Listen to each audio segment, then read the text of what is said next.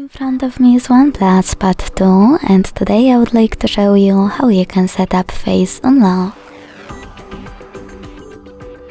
Begin by opening Settings and scrolling down to access Security and Privacy. Then scroll down again to tap on Device Unlock and hit Face Unlock.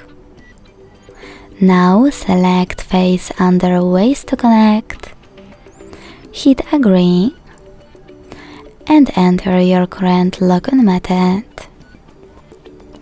Finally, you can hit Next at the bottom, keep your face in frame and follow all of the instructions from your screen. Then,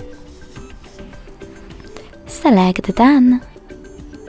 So now when I switch off my screen and turn it back on, I can see that Face Unlock is working properly. Thanks so much for watching. If you enjoyed this video, don't forget to leave a like, comment and subscribe. Bye!